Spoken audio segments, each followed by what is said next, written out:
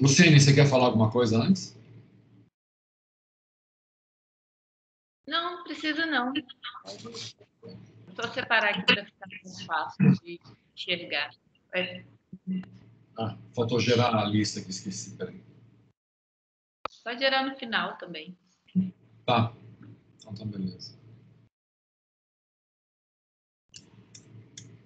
Bom, pessoal, boa tarde de novo. Tá? Mais uma vez, alguns já se manifestaram na nossa sessão mediúnica. Vocês fiquem à vontade para perguntar a hora que vocês quiserem. Tá?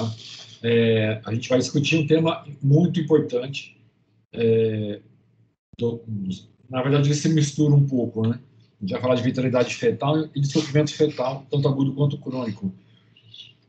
E são importantes por quê? Porque normalmente, principalmente o sofrimento fetal crônico, eles começam a gente a desconfiar de alguma coisa quando essa paciente ainda está no atendimento primário. Então, está lá no posto, está com o médico da saúde da família, vocês estão atendendo, é ali que já começa a ter a percepção de que possa estar tendo alguma coisa que possa estar comprometendo o desenvolvimento do neném. Então, não é algo que é para especialista, a condução vai ser num pré-natal de alto risco, na grande maioria das vezes, mas essa paciente, para chegar no alto risco, ela precisa ser triada. E quem vai fazer essa triagem são vocês, como generalistas, ou mesmo até durante o internato, ou até durante o PINESC mesmo. Vocês já têm condições com o que já tiveram em concepção, com o que já tiveram no PINESC e com o que vão ter em saúde da mulher, de ter essa ideia inicial para saber se essa gravidez está indo, está precisando de uma avaliação de algum especialista ou não. Então, quando a gente fala em sofrimento, é porque alguma coisa está prejudicando o desenvolvimento da criança. A criança, ela está lá dentro da barriga, está conectada pelo cordão umbilical, tá? Lembrando, a criança ela não respira pelos pulmões, ela não bebe água pela boca, assim, ela digere o líquido todo, mas toda a nutrição e a oxigenação que ela tem vem através do cordão umbilical, placenta, útero e circulação materna. A criança, para ela desenvolver, basicamente, ela vai precisar respirar e comer. Se por algum motivo a oxigenação ou o aporte de nutriente sofrer algum prejuízo, tiver alguma falha em algum dos mecanismos, seja no compartimento materno, seja no fetal, ou seja no placentário, que é que vai fazer a comunicação entre os dois, esse desenvolvimento ele vai sofrer algum tipo de restrição. E aí a gente diz que é um sofrimento fetal. Ele é importante ser diagnosticado porque ele pode levar desde sequelas permanentes até óbito. Tá? E não são incomuns durante da nossa realidade. Né? Vocês têm sempre que ter essa noção, né? A gente tem um compartimento materno, tem um compartimento fetal e a gente tem uma conexão entre os dois muito importante, que é a placenta. Tá? Vocês já estudaram, a gente vai rever a circulação fetal, tudo, como é que ela funciona, mas vocês já sabem de início que o sangue materno e o sangue fetal eles não se juntam. Tá? A gente tem os compartimentos de troca, pela placenta vai passar o que esse bebê precisa para se desenvolver de nutriente e de oxigênio. Tá? Então, do compartimento de placentário, o primeiro lugar que a gente tem importante ali é a placenta. Ela tem os anexos, tem essas bolsas todas, mas dali a gente já viram que o feto tem 2 artérias e uma veia, a gente já sabe quem que leva, quem que traz sangue a princípio, né? Mas o elemento de conexão da placenta agora com o feto é o cordão. Tá? Então, o cordão leva esse sangue, boa parte dele passa pelo fígado, uma parte vai passar direto até o coração, através a gente tem lá o ducto venoso, tem uma série de estruturas que eu vou só citar para vocês não terem tanta importância, mas tem que lembrar que o sangue passa uma boa parte pelo cordão, pelo fígado, parte ainda não vai passar até ele nascer. Quando nascer, esse ducto que passa, esse sangue que não passava pelo fígado vai começar a passar, aí ele fecha, oblitera e toda a circulação vai passar pelo fígado. Mas eu já deixei esquematizado o fígado, que é para poder ter essa ideia em função do que a gente vai estar discutindo de fisiopatologia. Aí dali vai para o coração vai distribuir. Tá? Então a gente tem ali cérebro, vísceras, membros e rins. Então, Quem vai determinar para onde vai, já tem todo o mecanismo, já baseado em processos fisiológicos, que é o que a gente vai ter mesmo depois de nascer. Tá? E só um adendo aqui, lembrando, vocês já sabem toda essa parte de fisiologia, eu sei que já viram isso no terceiro semestre, mas esse sangue aqui que vai para... Meu mouse sumiu.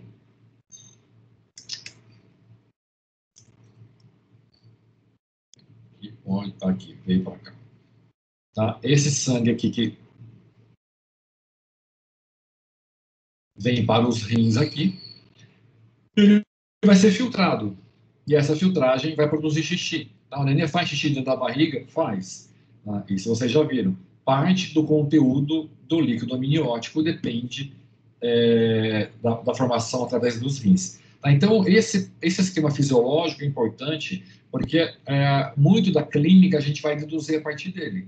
Tá? Então, tem que lembrar, a placenta é o órgão principal nessas trocas, a partir da placenta vai para o cordão, tá? O cordão passa pelo fígado e chega ao coração. Aí o coração distribui, principalmente nesse compartimento, cérebro, vísceras e membros e rins. Do rim vai para o líquido amniótico. Então, quando a circulação fetal está toda em ordem, a gente já consegue prever, uma das coisas que a gente já consegue prever é que a produção de líquido amniótico está normal. O líquido amniótico dá para a gente medir? Tá. Indiretamente a gente consegue avaliar através da altura uterina, que é uma referência importante que a gente vai estar vendo ali. Tá? Mas esse esquema eu vou voltar mais para frente, depois mostrando a hora que eu começar a falar da fisiopatologia. Tá? Então o neném saudável ele funciona assim. Entra oxigênio, entra nutriente pela placenta, vai para o nenê, ele se desenvolve e faz essas trocas com a mãe. Então, lembrando que o nenê, ele basicamente come e ele respira. Então, quando a gente pensa em sofrimento, a gente tem que lembrar de duas coisas. Existem dois conceitos. O conceito de sofrimento agudo e de sofrimento fetal. Então, eu deixei essas imagens aqui só para a gente fazer um paralelo, é muito fácil entender. Se você tem uma restrição alimentar, o que vai acontecer? Com o passar do tempo, você vai emagrecer. O princípio das dietas emagrecedoras todas aí. O que é o emagrecimento? O teu organismo vai se readaptando. Se você tem gordura em excesso, ele vai tirar do fígado, vai tirar do tecido periférico, você vai perder peso, vai perder medida. Então, de uma certa forma, é um sofrimento. No adulto, a gente sofre o necessário para poder manter uma vida saudável. A criança, teoricamente, está com todo o seu pacote, seu protocolo feito ali. Então, ela já tem uma quantidade de alimentação que vai manter esse desenvolvimento adequado dela. Você restringir a alimentação... Vou ligar o computador lá. Alguém está com o áudio aberto aí. Se você restringe a alimentação da paciente, ou de um bebê, o que vai acontecer? Se você conseguisse restringir só a alimentação, esse bebê, ele a princípio, ele vai se readaptar, ele vai fazer igual ao adulto. A diferença é que nós, adultos, já crescemos, tá, gente? Pelo menos para cima, né? A gente acaba crescendo para os lados depois. Por isso que a gente faz dieta. Mas a criança passa 9 meses se desenvolvendo e crescendo. Se você restringe o aporte de alimento para ele, ele vai conseguir se adaptar inicialmente. Então, ele se readapta. Geralmente, ao invés de emagrecer no início, ele para de crescer. Tá? Então, um dos sinais que preocupa muito a gente é quando o nenê para de crescer. Se fosse o adulto, estava emagrecendo, mas a criança para. Até que essa criança pode começar a ter uma diminuição de medidas, geralmente numa fase mais grave. Mas o sofrimento fetal, quando a gente fala em crônico, a gente pensa na possibilidade de readaptação desse feto. No agudo, é mais complicado. Então, o crônico geralmente está ligado à questão nutricional. O agudo, ele está mais ligado à questão respiratória. Se você clampeia um cordão do bebê, ele está dentro da barriga, ele não vai conseguir respirar. É igual enfiar alguém com a cabeça embaixo da piscina. A gente não consegue ficar muito tempo ali, deu 5 minutos, está morto. É um sofrimento agudo, o organismo não tem tempo de se readaptar, de fazer troca, de oxigenar para outro lugar, a gente não tem essa capacidade. Então, o sofrimento agudo, normalmente, ele tem que ser diagnosticado muito rápido e as medidas têm que ser tomadas muito rápidas, porque ele leva a óbito muito rápido. O crônico, ele evolui com o passar do tempo. De uma maneira geral, bem a grosso modo, quando a gente pensa em sofrimento crônico, ele está mais ligado à questão nutricional. Quando o sofrimento é mais agudo, ele está mais ligado à questão respiratória. Apesar de que do oxigênio da alimentação passar pelo mesmo lugar, placenta e cordão. Tá? Mas o cobertor ficou curto, tá? A hora que o cordão começa a ter a placenta, o cordão começa a ter algum comprometimento, o cobertor fica curto, você puxa de um lado. Então, qual que é a ideia? Entre respirar e comer, é melhor respirar. Então, começa a afetar o desenvolvimento da criança. Se esse desenvolvimento, se essa alteração continuar, vai chegar uma hora que vai comprometer também a respiração. Tá?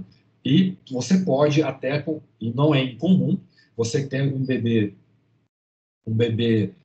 com sofrimento crônico, ele vai cronificando, vai complicando tanto que ele acaba agudizando no final e vai a óbito.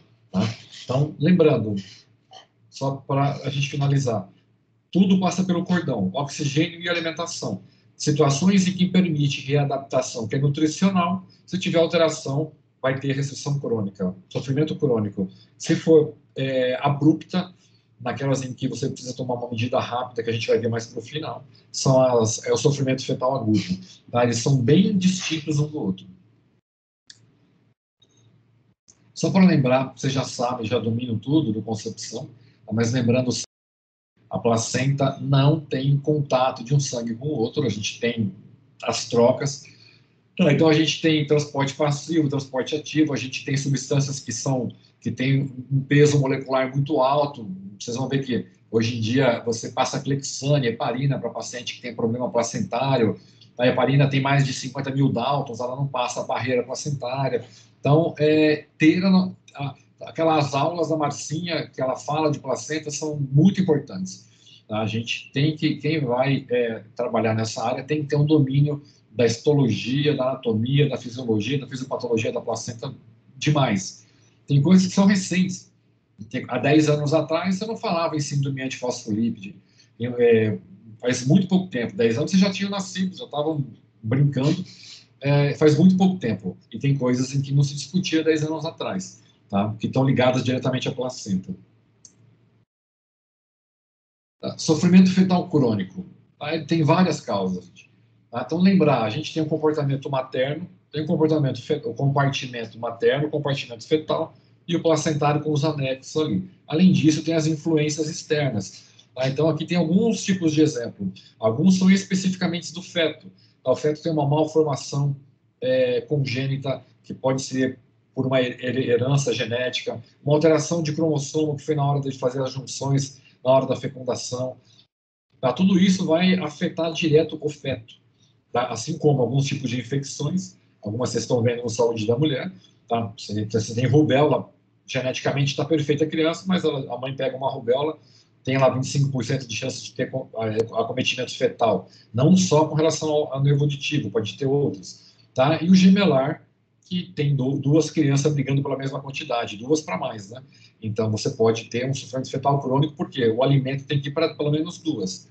Você tem as causas especificamente placentárias, que afetam a placenta, tanto no funcionamento quanto na anatomia. A insuficiência placentária pode vir em decorrência de vários problemas maternos aí. Você pode ter mãe que tenha síndrome hipertensiva, anemia, mãe diabética, trombofílica, em que a placenta ainda assim se mantenha íntegra até o final.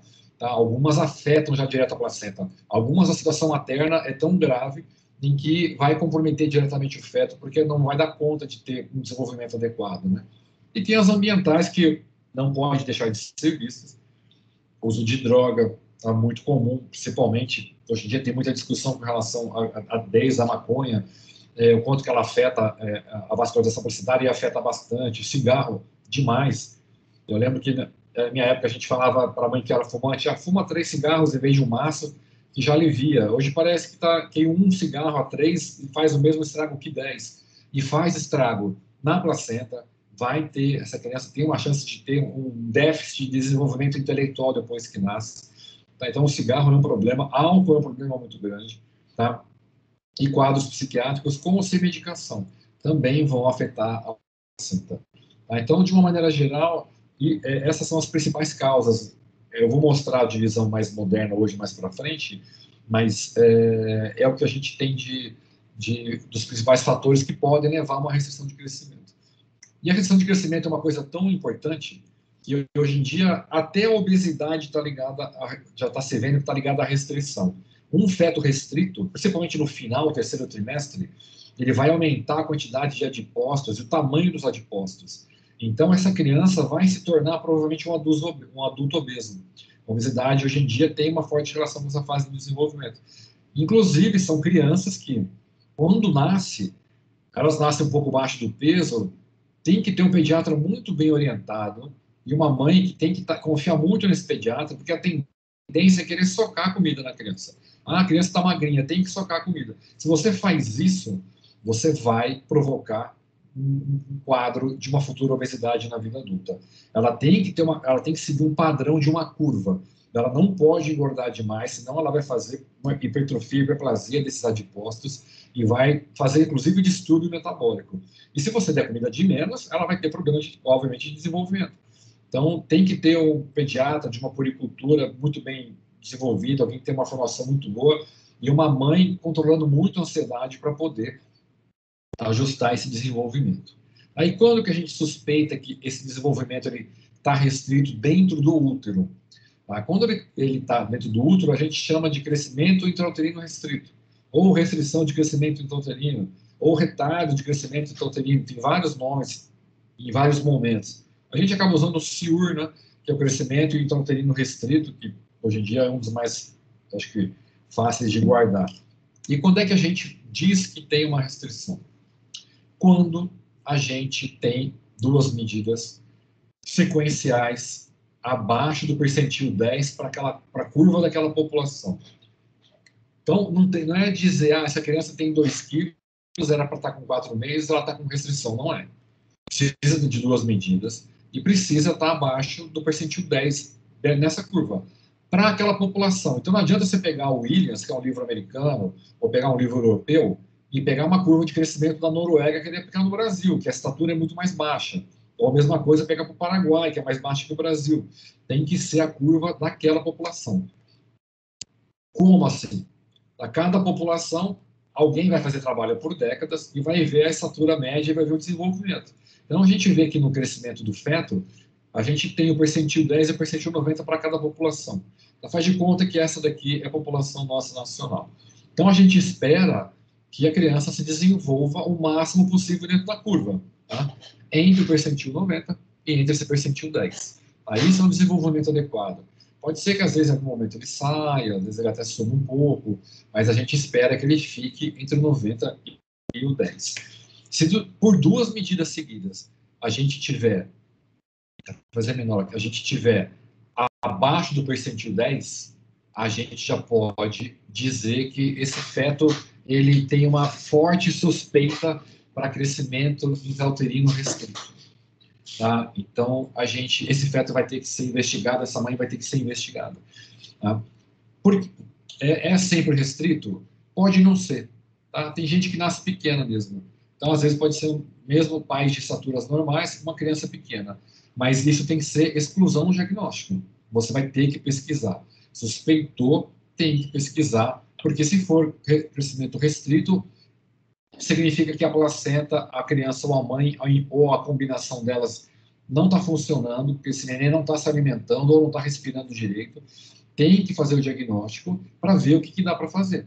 Tá? Então, não pode errar na conduta.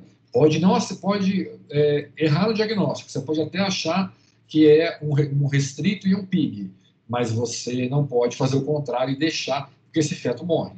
Tá? Tem que pesquisar. O que a gente encontra, às vezes, é isso que eu falei. Às vezes você está entre a curva entre o percentil 10 e o percentil 0 ali, e o feto não é restrito. Tá? Aqui ele está restrito. Pode ser, às vezes, um PIG, pequeno para a idade gestacional. Tá? Mas você tem que pesquisar, e a gente vai mostrar como vai fazer isso para diferenciar o diagnóstico um do outro. Antigamente, se você pegar até o Zugaib, a última edição, ou alguns livros mais antigos, esses dias a gente teve um webinar sobre restrição aqui, que veio o pessoal de São Paulo, veio, não participou, foi online, né? e eu vi que eles, até um falou, depois o outro falou, não uso mais essa classificação, tudo. Essa é a classificação que vocês vão ver antiga, simétrico e assimétrico. Tá? Tinha um tipo intermediário aqui, mas a gente quase não falava. Tá? Então, a gente falava em restrição de crescimento fetal simétrico e restrição assimétrica. Hoje em dia, essas duas classificações, ela entram nesse placentário que eu vou falar mais para frente aqui. Tá? Mas para vocês terem uma ideia do que era isso e como é que ele se enquadra aqui, pensem dessa forma. Se você tem tem um molde, tá? Fez o molde para criar um nenê, sementinha do papai, sementinha da mamãe, criou um moldezinho para o bebê. O bebê começa a se desenvolver. Se você tiver um problema no molde, na fabricação da célula inicial, todo o produto vai ficar com problema. Então, você vai ter, o termo seria um desenvolvimento inadequado de forma simétrica. Você vai comprometer o desenvolvimento de uma forma geral. Tá? Então, você, às vezes, olha, eu coloquei aqui um anão, mas só para ter uma ideia de que, teoricamente, ele tem uma relação de um tronco um pouco menor, mas a princípio de membros normais, de tronco normal, cabeça normal, pescoço um pouco mais curto, mas é um desenvolvimento simétrico, ele é pequeno, mas é simétrico.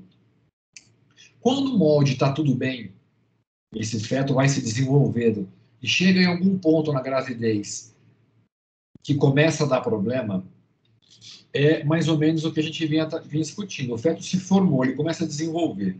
Aí o cobertor começa a encurtar, começa a ter algum problema na placenta, ele vai entre respirar e crescer, ele vai inicialmente optar por respirar. Tá? Então, lembrando da dieta, você começa a fazer dietas, você vai perder peso, vai diminuir barriga, por exemplo.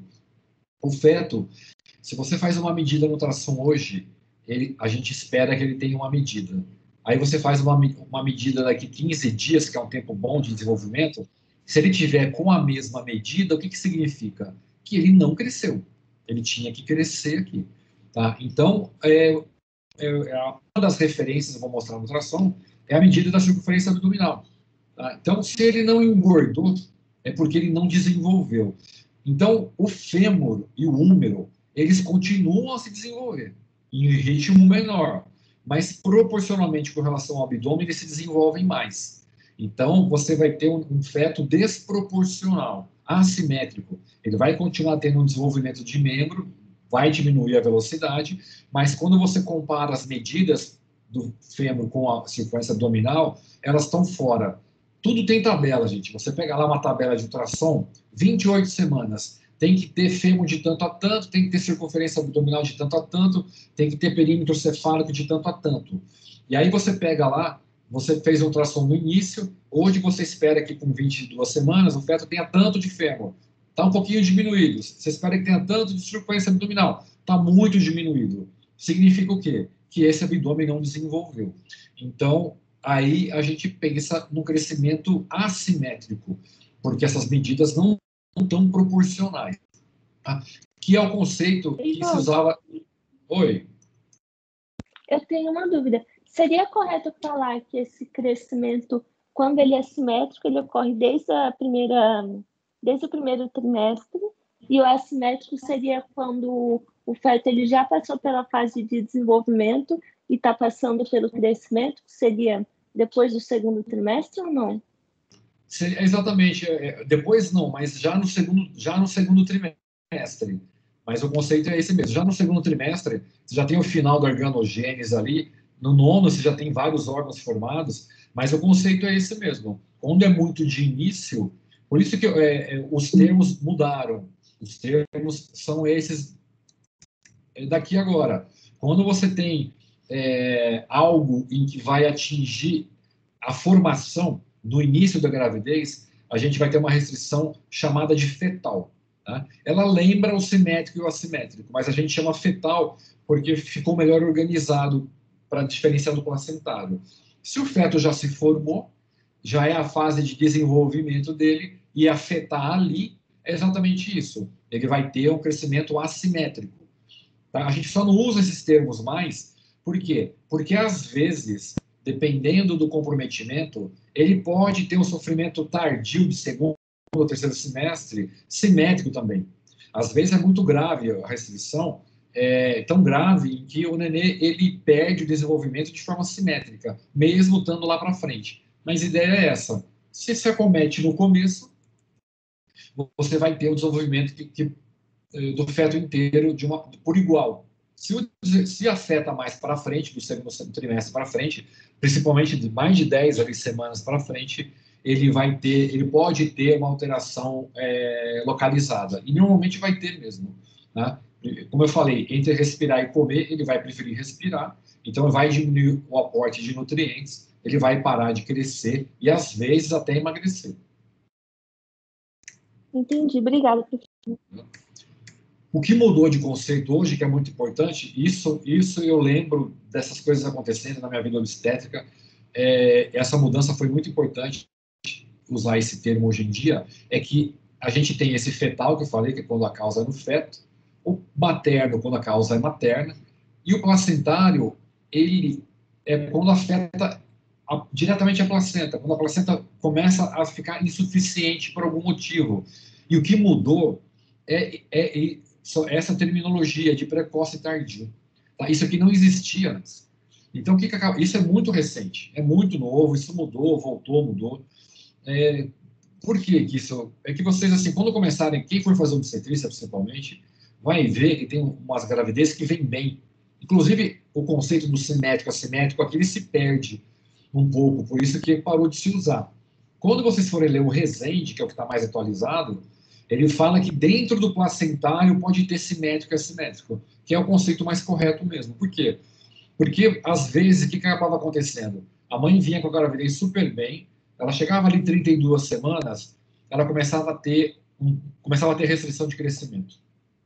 E aí as medidas iam se alterando de leve. E aí muita gente falava, não, isso é estresse, é normal nessa fase, blá, blá, blá. O que acabava acontecendo? Às vezes essa mulher chegava na maternidade ali com 37, 38 semanas com feto em óbito. E aí a gente pesquisava diabetes, vinha normal, blá, blá, não tinha, a gente não sabia ainda da síndrome antifosfolípida, das trombofilias todas, então se perdia muito feto porque não tinha esse conceito. Então, hoje em dia, a insuficiência placentária, quando você tem uma restrição, ela pode ser precoce ou tardia. Tá? Se você perceber sinais de insuficiência tardia, você vai ter que agir muito rápido, porque senão esse feto crava de um dia para o outro na tua frente, que eram as grandes perdas que a gente não conseguia determinar nessa fase. Por isso que essa classificação foi se modificando e hoje a gente tem que prestar muita atenção nessas mães de final de gravidez, porque mesmo mudanças pequenas podem muitas vezes implicar numa alteração de fluxo. Por isso que a gente hoje, isso mudou com o Doppler, né? Antes do Doppler a gente não tinha como ter essas noções aí. Eu vou falar um pouco de Doppler aí. Então, isso é o conceito mais moderno. Quando falar em restrição, em crescimento intrauterino restrito, como que ele é classificado? Fetal, materno e placentário. E o placentário é subdividido em precoce e tardio. Qual que é o tempo de corte? 32 semanas. Tá? Isso era 34, hoje em dia é 32. Também mudou. Isso é importante saber. Tá? Quanto que é o valor de corte para restrição placentária precoce e tardia. Olhando para esse bebê, vocês chutariam quantos anos, meses, dias de gravidez?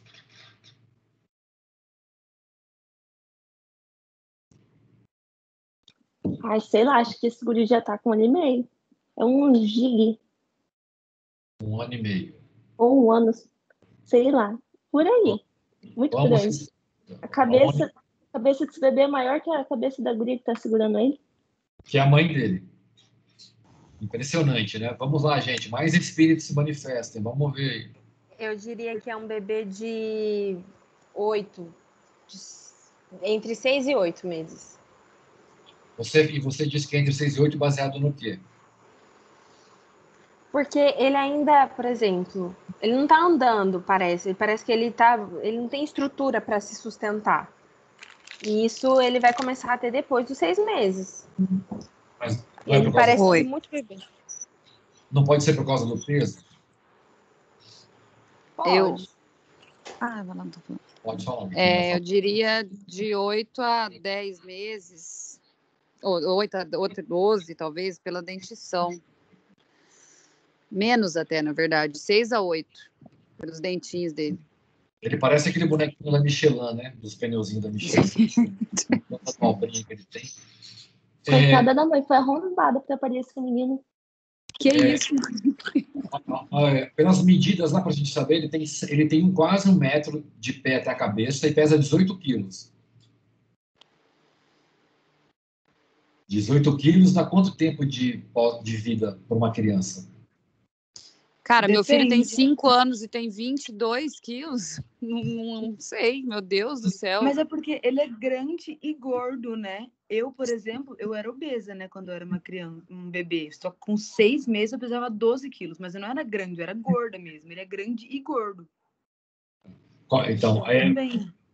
então uma coisa que eu quero que vocês entendam é que, olhando, se eu botar uma criança na mesa na frente de vocês, que não seja essa qualquer criança, e falar para ela e para vocês quanto tempo tem de vida essa criança, olhando para o tamanho, para o peso, para a cara dela, mesmo que vocês meçam com a régua, não dá para saber. Qual que é a única maneira da gente saber qual que é a idade exata dessa criança? Estrutura óssea, talvez? Não, né? Pela Perguntando mãozinha, pra né? mãe. Epífise, né? Oi? Epífise. Não, tem um Pergunta método pra mais... mãe. a mãe não está lá na sala, você está com a criança sozinho. A mãe está presa. Essa mãe inclusive, foi o conselho tutelar e tirou a criança dela. Você avaliou o desenvolvimento? Não. Um último chute, bem mais simples que isso. Reflexos. Não.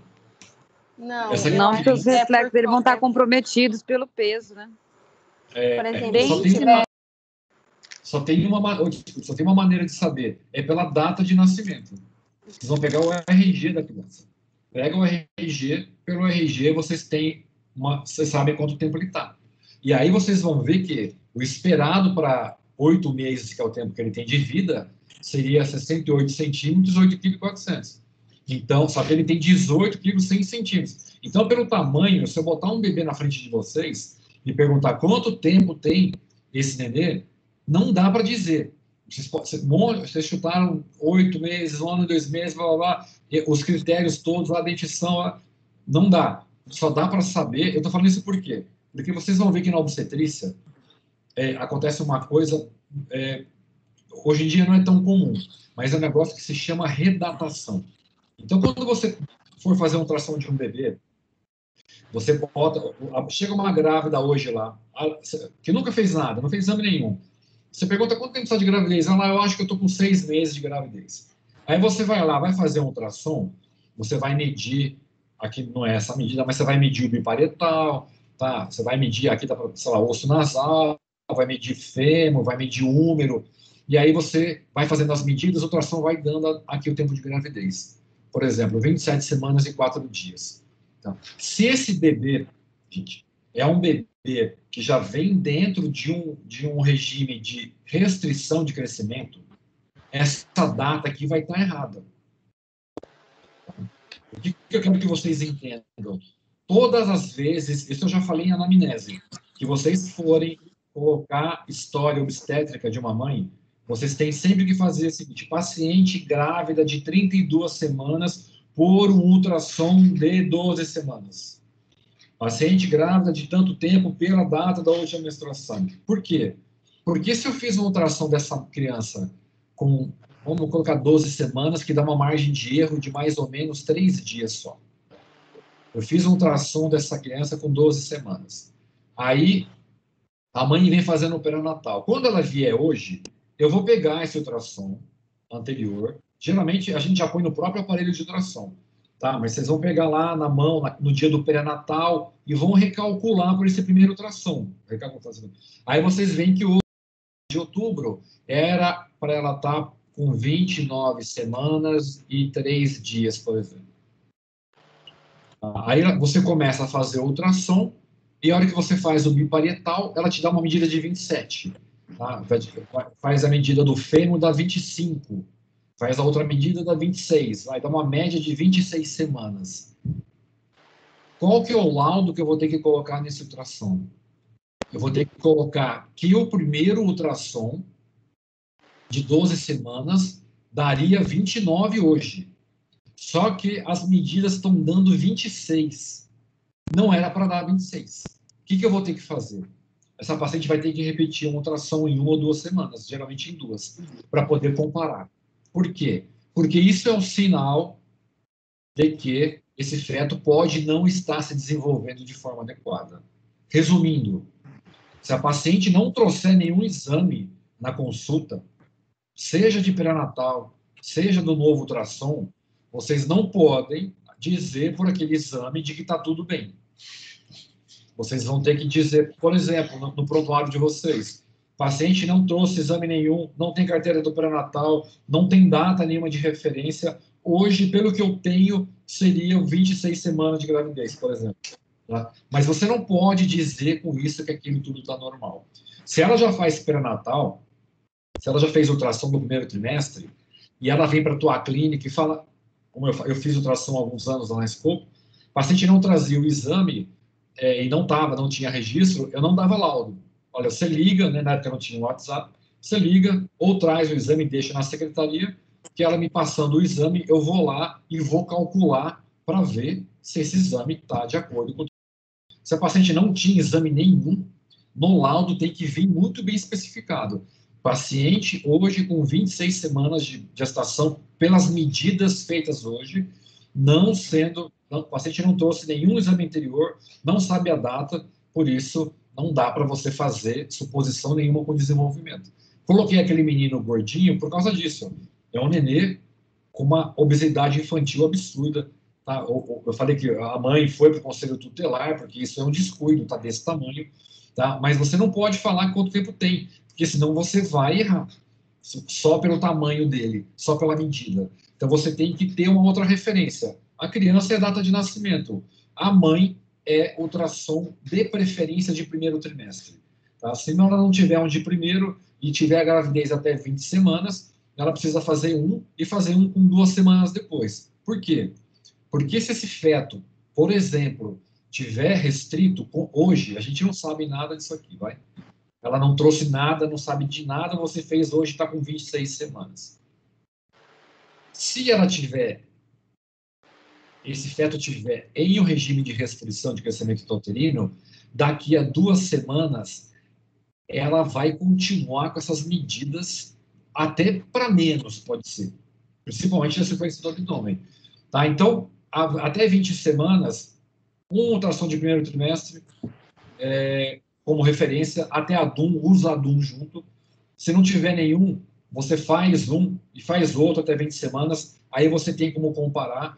Agora, se não tiver, e essa medida não tiver de ser desenvolvido, pode ser.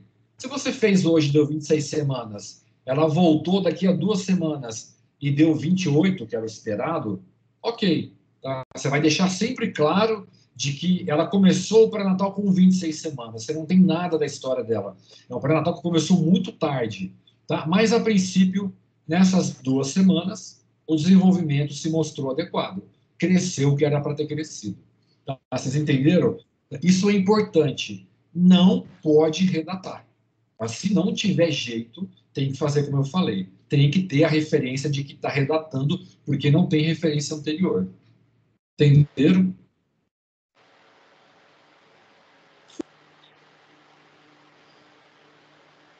Sim, professor. Olha aqui, ó, até 12 semanas, como é fácil fazer a ultrassom do nenê. Sim, fácil, quando você desenvolve a habilidade, né? Precisa decorar essa fórmulazinha que ela cai na prova, né? Vamos... Brincadeira, essa fórmula é a que usa para ver o desenvolvimento. Antigamente a gente fazia na mão, hoje em dia não faz mais. Mas você tem o feto, até 12 semanas, você consegue ver o feto inteiro no ultrassom. Aí você faz uma medida aqui na cabecinha, uma medida aqui no bumbum, tá? A gente faz essa medida chamada de crânio-nádega. Só de você colocar o caliper aqui e colocar o caliper aqui, automaticamente ele já vai fazer ele já calcula a medida e ele já faz a leitura na tabela e já te dá o tempo de... Então, aqui, já vem tá pronto. Olha aqui, ó, passa a mão aqui, ó. Sabe o que é isso? Adivinha. O seu? Tá? Então, isso daqui é importante. Por isso que a gente consegue ter uma precisão de tempo de gravidez muito grande. A gente vai ter um erro de 3 dias, basicamente, aqui. Ele já dá até a data provável de parto. Então, se a mulher tiver um ultrassom nessa fase, ótimo. Todas as vezes que a gente quiser saber quanto tempo ela está de gravidez, a gente vai usar sempre esse ultrassom, sempre. Por isso que tem que anotar no cartão do pré-natal. Ela não precisa estar trazendo o cartão. Mas a gente tem que estar o tempo inteiro usando esse como referência. Ele está ótimo. Se ela não tiver um ultrassom até 14 semanas, a gente vai usar 2 até 20. A 14 por quê? Porque até 14 semanas você pode usar o comprimento crânio-nádega. A partir de 14 não dá mais. Você tem que começar a medir tudo. Medir o fêmur, medir o úmero. Aqui dá para ver translucência nucal, dá para ver osso nasal. Você vai ter que fazer todas as medidas separadas. Por quê? Porque foi assim que foi desenvolvida a tabela. Tá? Quem fez dessa maneira. O pezinho aqui, dá para ver tíbia. Tá? Então, isso é uma coisa importante. Precisa ficar claro na cabeça de vocês. Porque vocês, no PNESC, vocês como generalistas, são os que vão ter sempre o contato com a gestante de primário. Não pode redatar. Eu tenho uma dúvida. Fala. E se, por exemplo, for um feto que tem aquele problema que a gente discutiu, que desde o primeiro trimestre ele tem, por exemplo, faz de conta que é um anão, tem uma alteração genética, então, teoricamente, o ultrassom vai estar com a idade gestacional errada? Você vai ter... eu vou saber? As tabelas são para desenvolvimento normal. Qualquer alteração que você perceba, cromossômica, genética, tem que usar outras tabelas. Não, aí você vai procurar um livro de ultrassom para malformação e vai usar outra tabela. As tabelas habituais não servem mais. Mas aí, no caso de um feto que é anão, como que eu vou fazer esse diagnóstico? Vai ser a comparação da medida com o tronco versus os membros? Como que eu vou saber que é uma alteração genética e não que é um erro do ultrassom? Você vai encaminhar essa paciente para um médico especialista em medicina fetal, que é um cara que altamente especializado em ultrassom de malformação. Mas como que eu vou suspeitar? Tem alguma coisa errada. Você, a princípio, clinicamente, não vai suspeitar de malformação. Você vai suspeitar de alteração de desenvolvimento. Se você suspeitar que essa barriga não está crescendo, que é o que eu vou mostrar um pouquinho mais para frente, que clinicamente a barriga não cresceu quanto era para crescer, não está desenvolvendo, você vai começar a rastrear e vai encaminhar para o serviço terceirizado. Aí, no terceirizado, vai se fazer toda uma pesquisa. Aí existe ultrassom morfológico de primeiro trimestre, de segundo, e aí vai se rastrear tudo. Você vai começar a olhar para ver se tem... A própria translucência aqui já vai dar um parâmetro importante, tá? O osso nasal ausente, os próprios ventrículos, colocação de... Então, existe um monte de parâmetros para você saber se ultrassonograficamente dá para a gente suspeitar de alguma malformação ou não. Mas aí é alguém especializado, porque essa paciente já foi triada. Você não vai saber. Você tem que suspeitar da restrição de crescimento nessa criança. Entendi. Obrigada. Por isso que é uma coisa que a gente tem que sempre tomar muito cuidado. A gente não tem obrigação de acertar diagnóstico, em 90% das vezes, mas a gente não pode errar a conduta. Você pode não saber o que está causando, mas você tem que perceber que aquele desenvolvimento não está adequado. Então, alguém que é especialista vai ter que ver o que está acontecendo ali. O ultrassom é a mesma coisa. A maioria das pessoas que fazem ultrassom, elas não conseguem identificar o que está errado, mas elas conseguem identificar que aquilo não está certo. Por exemplo, lembrando HM2, fáscias. Vocês colocam que a fáscias está atípica ou é típica de alguma coisa. No HM2, vocês só tem que olhar e falar, cara, essa fáscia não está normal. Não sei o que é, mas ela não está normal. Então, esse é o que vocês têm que ter. Esse desenvolvimento não está adequado. A causa, alguém vai ter que descobrir lá. Eu tenho obrigação de encaminhar. Eu não posso deixar essa mãe aqui, porque se esse neném morrer, a responsabilidade é minha. porque eu percebi que não estava normal e não tomei alguma medida, tá? Mas aí o diagnóstico vai ser por alguém especializado lá na frente.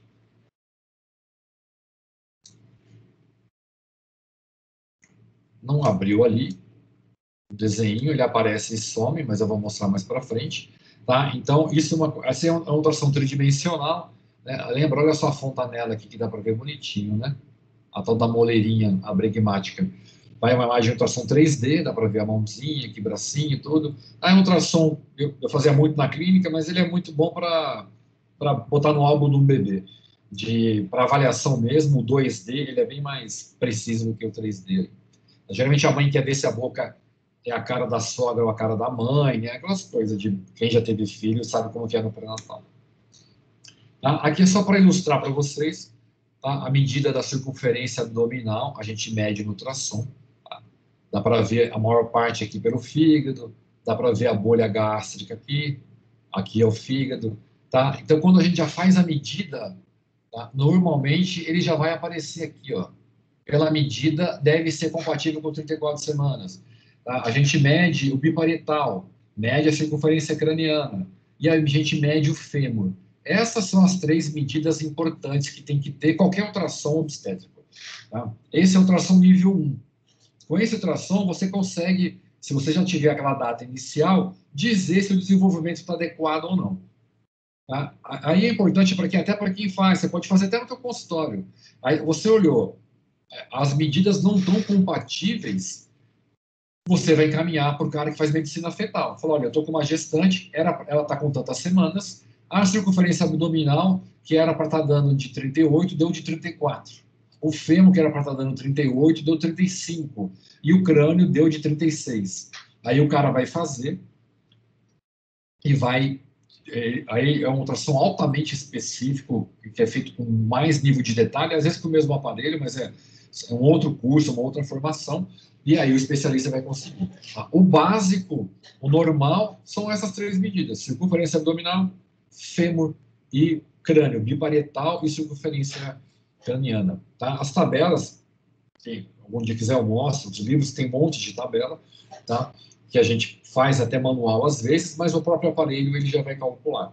Tá? Então essas 3 são importantes. Coloquei essa barriguinha aqui desse indivíduo aqui, para mostrar que aquilo que eu já falei, se você faz dieta, você vai perder gordura, tá? Vai diminuir gordura no braço, vai diminuir gordura no pescoço, vai diminuir gordura na barriga, tá? No adulto, essa barriga aqui não é do fígado, essa gordura aqui é do momento, tá?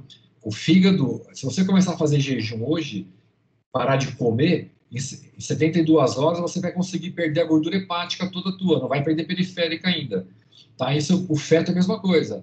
O feto está com restrição de crescimento, ele não consegue comer, esse fígado dele não só não vai crescer, a barriga não vai crescer, como com o tempo ela vai diminuir. Então, a gente, em 2 semanas, vai ter uma não evolução da medida da circunferência abdominal, às vezes até involução. Em 2 semanas, essa medida aqui, quando você vier, é para ela estar maior, essa barriguinha do bebê é para estar maior em 2 semanas. Se ela não tiver maior, é porque esse fígado não está acumulando gordura, esse neném não está comendo direito. Mas vocês não precisam fazer ultrassom, não precisam saber disso, mas essa imagem que era para aparecer aqui de novo e que pulou,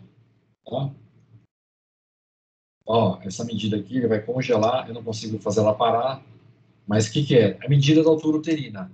No adulto, a gente mede aqui circunferência abdominal.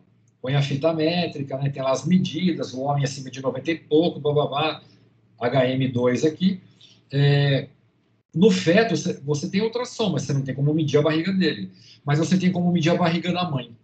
Então, existe uma proporção entre a medida da fita métrica, que é aquela medida que essa imagem ela aparece depois melhor, mas ali nessa imagem tem uma mão aqui, a outra mão aqui, tá? Tem a mãe deitada, a barriga está aqui, e ele está com a fita métrica daqui até aqui. Tá? Então, a gente mede aqui da sínfise púbica, da borda superior da sínfise púbica até o fundo uterino. Então, você faz essa medida, normalmente mais 2 ou menos 2, é mais ou menos o que a gente espera. Então, você mediu lá, deu 26 de altura uterina, a gente espera que essa criança esteja em torno de 28 semanas, mais ou menos. Você vai botar isso onde? Você vai botar no cartão do pré-natal. Lá na carteirinha do pré-natal, você marcou hoje, dia 9 de outubro, a medida deu 26 centímetros. A mãe voltou, sei lá, daqui 2 semanas. 9, 14, lá para depois do dia 15. Vai dar 9. Lá para o dia 23, 24, ela voltou. 2 semanas, está com 28. Beleza. O que vocês, como generalista, têm que saber? Tá? Se você mediu hoje, deu 26, e você, a mesma pessoa mediu daqui 2 semanas e continua 26, ou por acaso você mediu e deu 24, mas você tem certeza que era 26, você lembra que fez a medida, isso daqui já vai fazer a gente ligar o farol amarelo ou vermelho. Tá? Se a barriga diminuiu ou não cresceu, alguma coisa tem ali. Então, a gente vai ter que pesquisar. Então, só para lembrar que 2 coisas podem fazer isso. Então, a gente tem aquela circulação fisiológica que eu mostrei para vocês. Se, por acaso, ela parar de funcionar de forma fisiológica, a placenta está afetada, o cordão vai afetar, o fluxo de sangue vai diminuir. Esse fluxo de sangue diminuindo no cordão, o fluxo de sangue para o fígado vai diminuir também. Tá? Esse fluxo de sangue vai passar menos pelo fígado, vai chegar menos sangue no coração. Chega aqui no coração, os sensores todos vão estar avisando, olha, o cobertor está curto. Tá? Não tem sanduíche para todo mundo. Nós vamos ter que dar sanduíche só para quem é mais importante. Tá? Tem aqueles do grupo que vão ter que morrer no início, alguns vão morrer para o final. Quem que a gente vai privilegiar? Quem que são os órgãos nobres que tem que receber esse tipo de alimento sempre e oxigênio? Cérebro é o principal deles, tá? Então, esse fluxo que está restrito vai preservar cérebro. E o coração já está passando por ele, tá? Então, esse fluxo de sangue vai estar modificado. Tá? Por quê? Porque o cérebro tem que ser privilegiado. Então, a princípio, esse fluxo aqui vai ter que estar aumentado, tá? Com relação ao restante. E aí, vísceras vai diminuir, tá? Elas aguentam viver com um aporte menor e o fluxo de sangue pelos rins vai diminuir. Se diminui o fluxo de sangue pelo rim, o que vai diminuir? Filtração glomerular. Diminui filtração glomerular, o que a gente vai ter diminuído? Líquido amniótico. Tá? Então, guardem isso. Se vocês medirem a barriga da gestante, tá? A barriga não cresceu, 2 coisas podem acontecer. Ou não está formando líquido, ou ela perdeu líquido. E como é que vocês vão saber? Perguntando para a mãe. Você perdeu líquido? Líquido de escorrer pela perna, tudo? Ah, não. Tem que caracterizar bem a diferença do xixi para o líquido, porque às vezes o nenê bate ali em cima da bexiga, lembra a bexiga, né? Como ela vai estar a relação com a cabecinha do nenê ali, e ela pode perder xixi. Tem que caracterizar bem. Mas se ela falou, não perdi nada, absolutamente nada, e não desenvolveu, pode ser em que não esteja produzindo líquido de forma adequada. Se não estiver produzindo líquido de forma adequada, a primeira coisa a pensar é que está havendo uma modificação na hemodinâmica fetal. Essa modificação, que preserva o cérebro e restringe o restante por uma provável insuficiência placentária, é chamada de centralização. Isso vocês vão ouvir muito em plantão de obstetrícia. E como é que a gente sabe? Porque a gente consegue medir o fluxo de sangue no cordão, consegue medir no ducto arterioso, que é esse que sai do fígado, e consegue medir no cérebro. Existe uma relação, um algoritmo entre eles. Se está aumentando no cérebro e está diminuindo o restante, a gente diz que isso é uma centralização. E por que está centralizando? Porque, por algum motivo, o aporte para o nenê está restrito. Tá? Então, esse aporte restrito vai fazer com que chegue menos líquido no rim e produza menos líquido. Então, a gente que vai estar lá no posto, atendendo no primário, a gente não sabe se a placenta está boa ou não, se está mal formado ou não, se tem cromossomopatia, não, a gente não sabe nada. A gente vai suspeitar por quê? Porque a barriga não desenvolveu. Essa barriga não cresceu. Você palpa, às vezes você com o tempo tem a habilidade até de, pela palpação, perceber se o líquido está diminuído ou não, mas o que você tem é uma paciente que vem acompanhando no pré-natal e não teve um desenvolvimento adequado. Se ela não teve e ela diz que não perdeu líquido, é porque não está formando líquido direito. Então, vai ter que pesquisar. Tá? E aí, a gente tem toda a rotina de pesquisa. Eu vou depois voltar a falar dos líquidos aqui. Tá? A primeira coisa que a gente precisa fazer na pesquisa é aquilo que eu já falei. A gente tem que ter certeza do tempo de gravidez. Tá? Então, a gente tem que estabelecer quanto tempo ela está hoje. É o gordinho lá. Não dá para chutar. Então, a gente vai ter que se basear no que a gente tem. Ou é data da última menstruação, ou é uma ultrassom de primeiro semestre. A gente tem que chegar o máximo possível a ter um tempo de gravidez. Por quê? Porque eu já expliquei. Se você hoje tem medidas, você tem uma provável idade gestacional. E elas têm que estar compatíveis. Então, você tem que ter essa determinação da idade gestacional. É a primeira coisa. A paciente entrou, bom dia, dona Maria, a luz está beleza, já lavei as mãos. Vamos lá, pega o cartão do pré-natal e vai calcular o tempo que era para estar hoje de gravidez, antes de mais nada. Vai pegar o primeiro ultrassom, não se baseie pelo que o cara anotou na semana anterior. Pega o ultrassom, pega a DUM e faz o cálculo para ver quanto tempo ela está de gravidez hoje. Aí você vai pegar a sua fita métrica e vai medir essa altura. Tá? O que a gente tem de importante? Se essa altura tiver adequada, se ela estiver acima daquele percentil 10, para o tempo de gravidez que ela está, 90% não tem restrição. Então, ótimo. Para a gente já é um grande alívio. Mas se tiver abaixo do percentil 10, uma boa parte tem restrição. Tá? 40% não tem, mas 60% tem, e é muito alta. Então, a gente vai ter que acender essa luz amarela.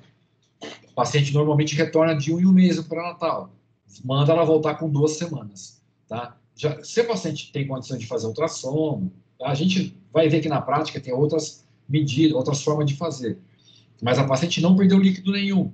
Ela tem essa medida alterada, o ideal é até que ela faça um ultrassom naquele dia e 1, 2 semanas depois. Mas você vai ter que você vai ter que botar uma fitinha vermelha naquele cartão e ela tem que saber que ela vai precisar pesquisar, porque pode ter alguma coisa. Se é uma paciente que é diabética, que é hipertensa, então ela já vai fazer pré-natal no alto risco e lá já está tudo aceso, tudo no alerta desde o começo. É fácil. Agora, uma paciente sem história clínica de nada que está com você no pré-natal, tem que seguir esse esquema. Desconfiou, acende e vamos pesquisar. Tá? Se ela fala que ela não perdeu líquido nenhum, tá? E você tem essa alteração dessa medida, qual que é um ótimo exame para medir líquido que a gente tem? Tá? A palpação, a gente desconfia, mas a gente não sabe se a diminuição é pelo líquido ou pelo tamanho do nenê. Então, o melhor exame que a gente tem para avaliar líquido é através da ultrassonografia.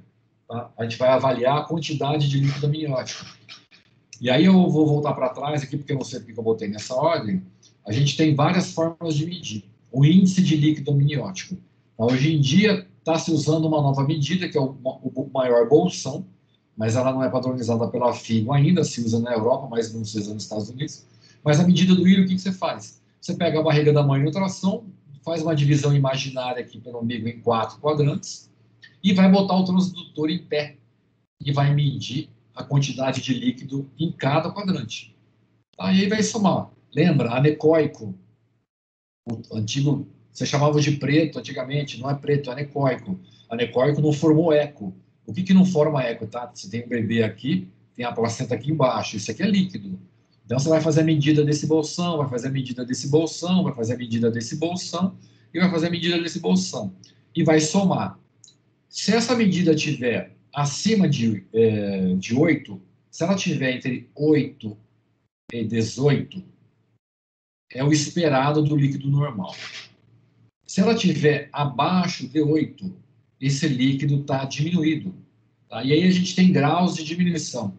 Tá? Entre 5 e 8 é leve, entre 3 e 5 já é relativo, mas é grave, e abaixo de 3 é absoluto. Até 5, a gente ainda consegue fazer manejo clínico. Abaixo de 5, a gente vai ter que já pensar numa interrupção dessa gravidez aí, tá? Mas isso daqui é a medida, é o índice de líquido amniótico, tá? Ele é feito pela avaliação ultrassonográfica. Normal, 8 a 18. E se tiver 20? Se tiver 20, está aumentado. Você vai ter que pesquisar. O que mais faz aumentar líquido na barriga acima do percentil 90? Diabetes gestacional. Tá? Então, você vai ter que fazer pesquisa. Atresia de esôfago. Pode ter uma malformação. Uma atresia de esôfago, vai ter que fazer uma cirurgia posterior. O neném não deglute o líquido. Vai aumentar o líquido bastante também. Aí você fez o ultrassom. Tá? A medida, ela tem o tempo. Você já calculou o tempo. Ela fez a medida, deu abaixo do percentil 10. Você tem uma diminuição, está pensando numa perda de líquido, aí você vai lá, faz ultrassom, o líquido está normal. Você já tinha certeza que estava tudo, que ia ter uma alteração ali, porque o líquido estava, a barriguinha estava diminuída, mas o líquido veio normal. O que a gente pode ter? Aí volta naquele primeiro quadrinho. Tá? Você pode ter uma restrição ou pode ser pequeno para a idade gestacional. A única forma de diferenciar isso daqui, gente, aí é pelo exame de Doppler velocimetria. O que é o Doppler? Ele é igual ao ultrassom. Você faz na máquina do ultrassom. O curso é um curso mais especializado, porque você tem vários parâmetros para poder avaliar. Mas você vira a chavinha ali e você vai medir velocidade de fluxo. E é aí que nós vamos voltar naquela imagem que eu coloquei lá. Você vai ver o fluxo do cordão, ducto arterioso e na cerebral média. Aqui é a artéria cerebral média. E aí eu vou só fazer uma pausa aqui para tentar botar a Lucine de volta, porque ela não está conseguindo voltar. Um segundo só, Lucine.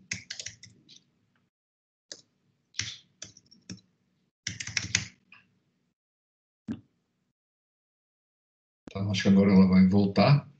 E eu vou voltar a compartilhar aqui com vocês. Vamos compartilhar aqui de novo.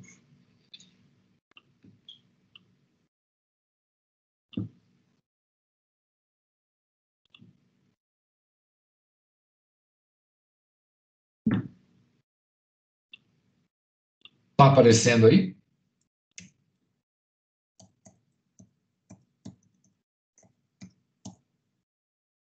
Tá, não? Tá não?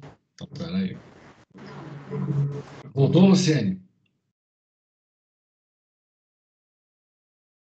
Acho que a Luciane voltou. Para mim não tá aparecendo ainda, não. Tá, ainda não. Agora eu coloquei. E aí agora? Agora foi. Voltemos a caneta. Tá, então aqui, de novo. Então eu vou só mostrar para vocês como é que é o Doppler.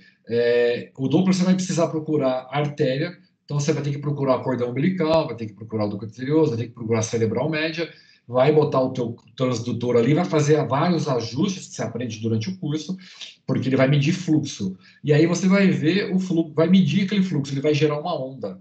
E com essa onda, a gente sabe se aquele fluxo está alterado ou não. Se o fluxo estiver normal, você pega uma paciente que você sabe a idade, que tem altura alterada e ultrassom o líquido está normal, e o Doppler está normal, está tudo normal, mesmo a medida estando abaixo do percentil 10 daquela curva, é porque provavelmente ele é pequeno mesmo.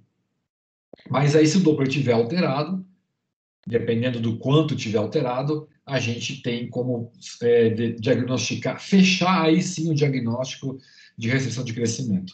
Tá? E já adiantando, tanto o ultrassom morfológico quanto o Doppler, o posto de saúde não deixa você fazer. Eu, como GO, eu não conseguia pedir. Eles falavam que eu tinha que encaminhar para o serviço terciarizado, lá no terciário, o cara poder pedir. Tá? O paciente até passar no terciário, às vezes levava 2 meses. Então, às vezes, o paciente tinha que pagar, tinha que fazer fora, porque eles diziam que é um atendimento só de médico especializado, médico generalista, só que eu era GO já, né? Não podia pedir no posto. Então, o que eu podia fazer era diagnosticar uma suspeita de restrição e aí encaminhar para o serviço fazer o diagnóstico para ver o que era. Tá?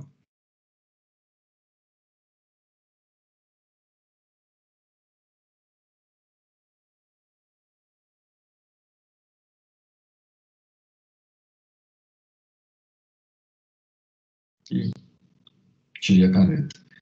Eu não sei se, gente, se vai aparecer o vídeo. Tá, vai estar na aula depois. É um vídeo. Depois eu vou explicar um pouco.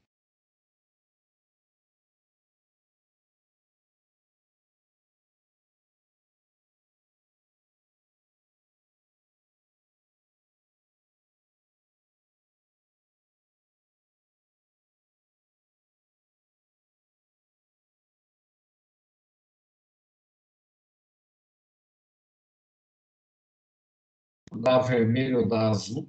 Tá? Tem Doppler que é amarelo. Mas você sabe que ele tem fluxo. Em que Oi, tem uma Ivan. característica boa para fazer. O senhor tá travando. Tem como repetir, por favor? Tá muito travado. Tá toda hora travando, não deu para entender nada. Ah, bom, vamos.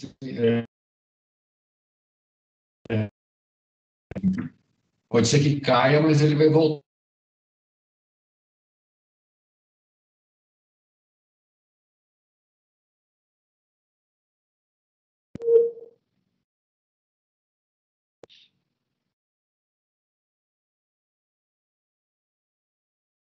Troquei de rede, voltei. Estão aí?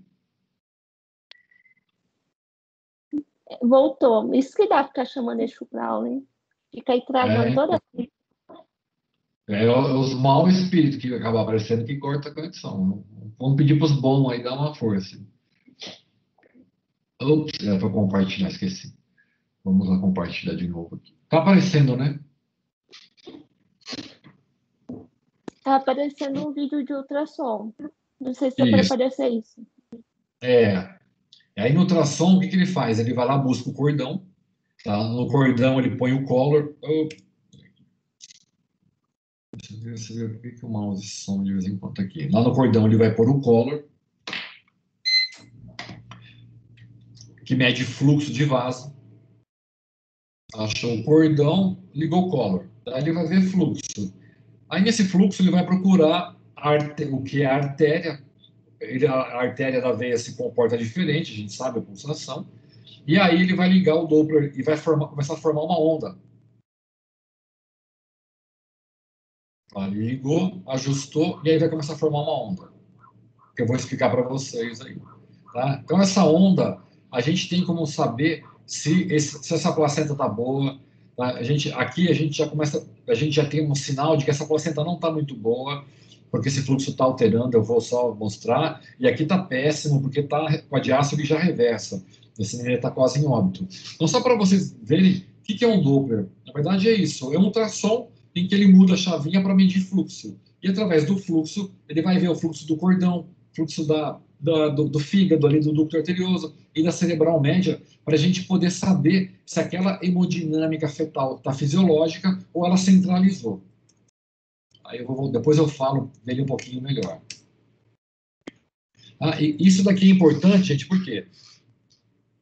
Você sabendo encaminhar precocemente, é mais fácil para o serviço que vai receber saber o que vai fazer.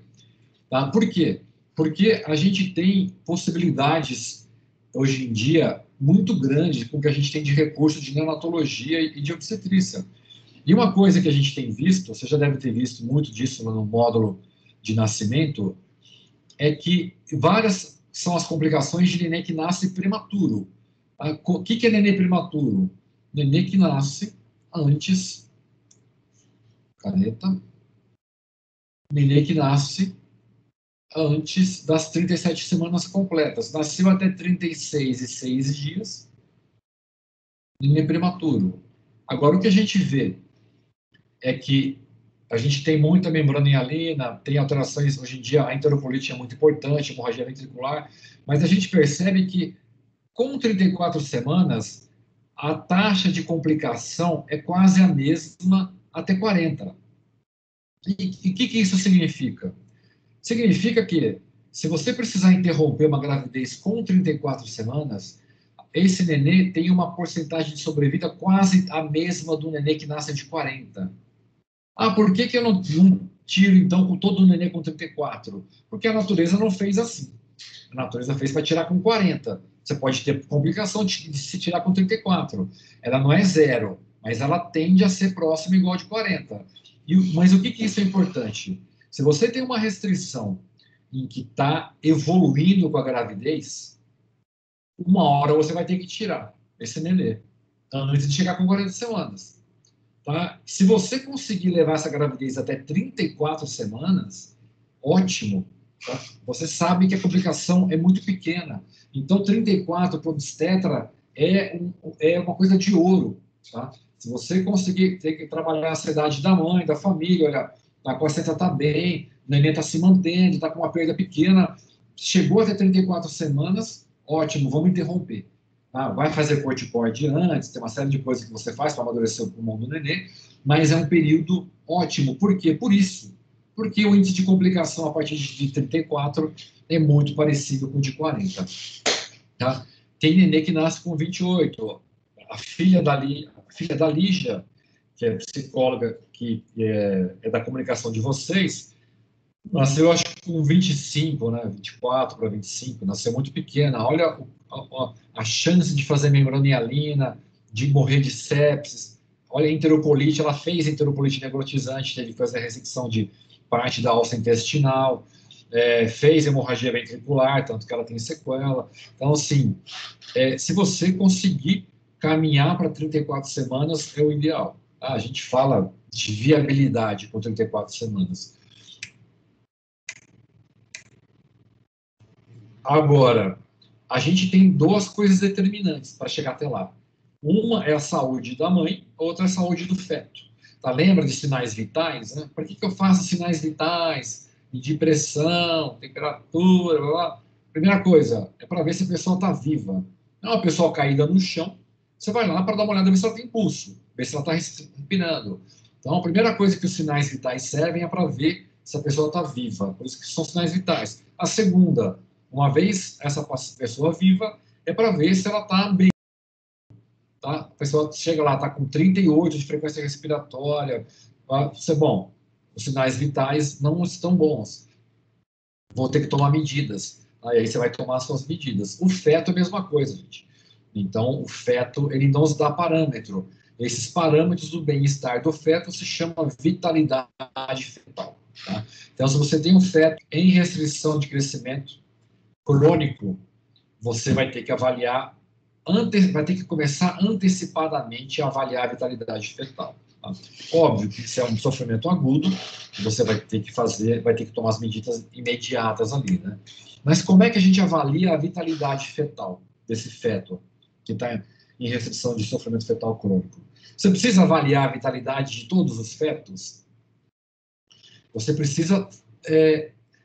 Tem algumas coisas, gente, que vocês vão ver no PNESC, em que não pode acontecer.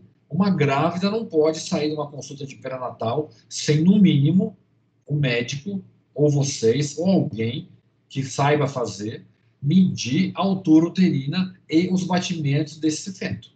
Se essa mãe sair sem o BCF e sem a altura uterina, ela veio à toa. Veio só para comer pastel no posto. Aí não serve. Não adianta para nada. Tá? Então, ela tem que sair. O sonar não está funcionando, tem que aprender a medir com o pinar. Óbvio, 18 semanas, 20, vocês ainda não têm essa habilidade. Quem vai fazer gel deveria, quem vai fazer liga precisa desenvolver, tem que se acostumar a usar o pinar.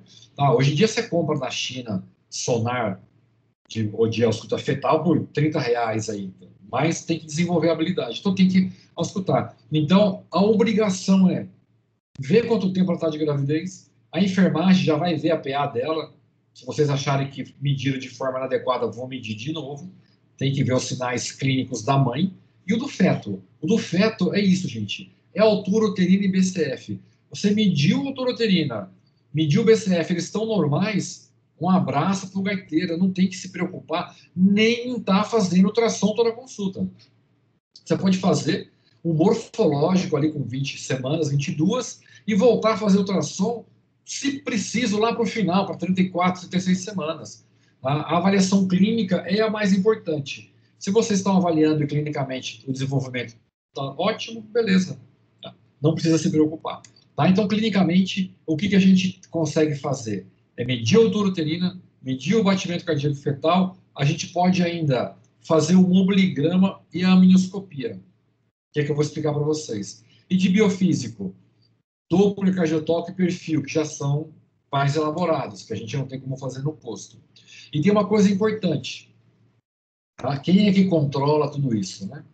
A gente está vendo, a gente vai ver alguns exames, como a cardiotoco, em que você estressa o bebê às vezes, ou ele sozinho, a hora que ele se movimenta, acelera.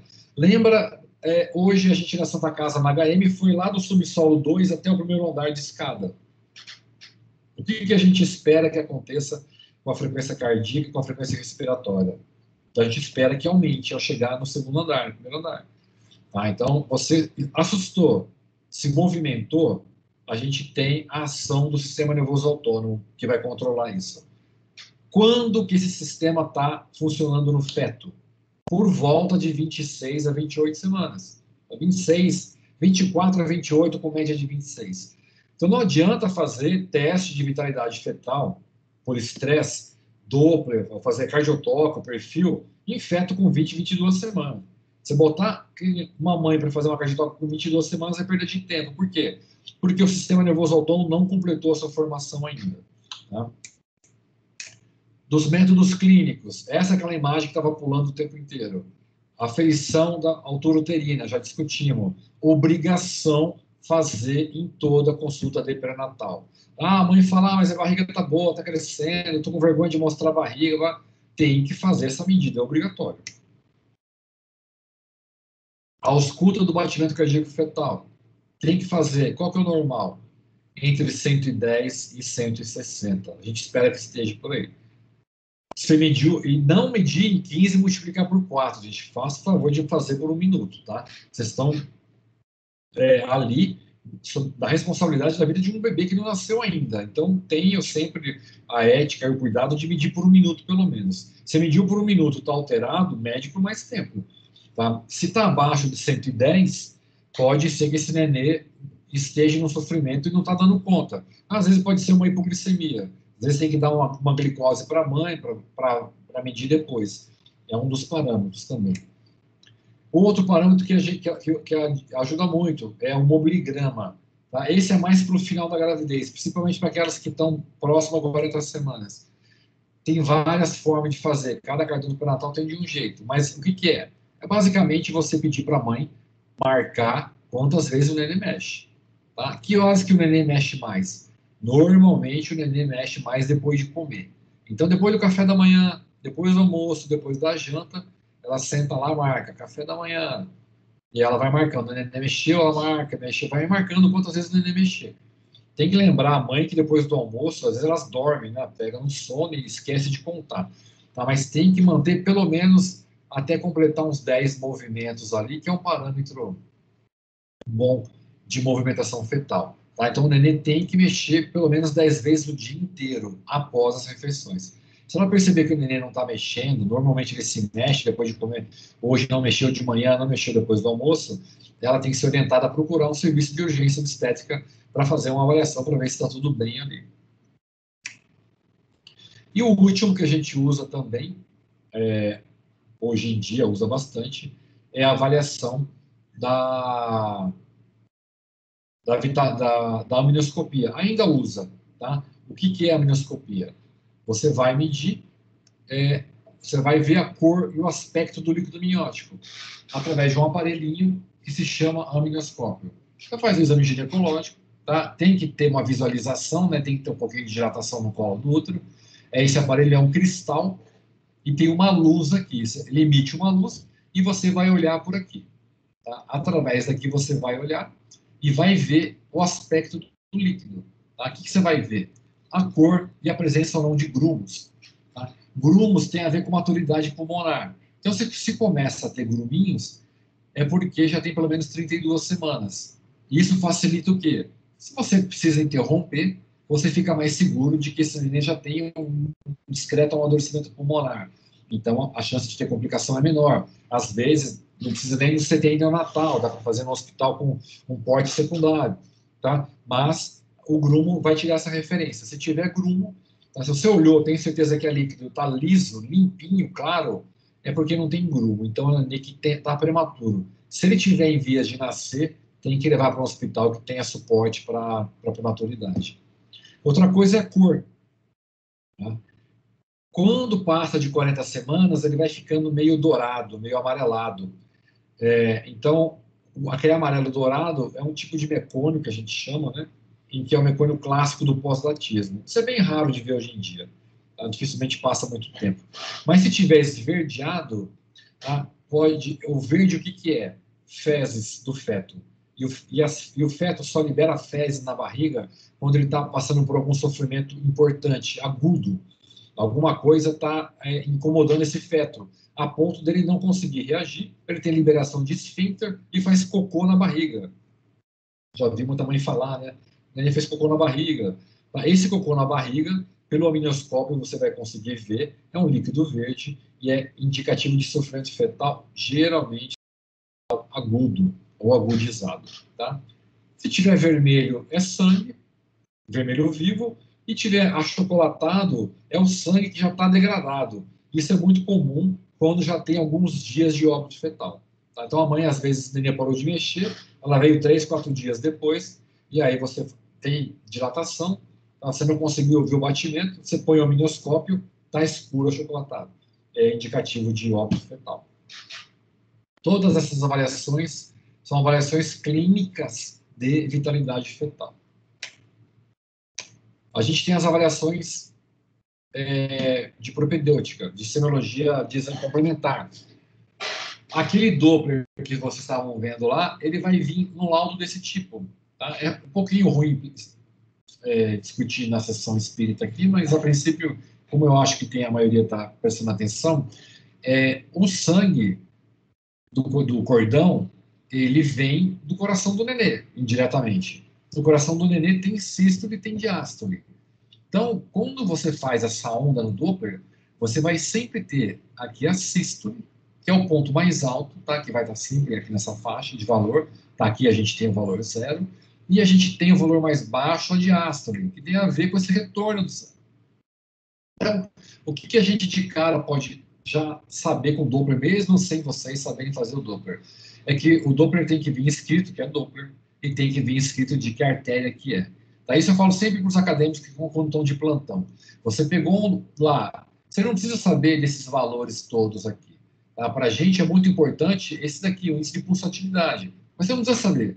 Se você viu que a sístole está aqui e que existe uma diástole, olha aqui onde é que está essa diástole. Isso significa o quê? Que esse sangue, que essa placenta tem uma perfusão boa. Está ótima essa placenta. Então ela está perfundindo bem.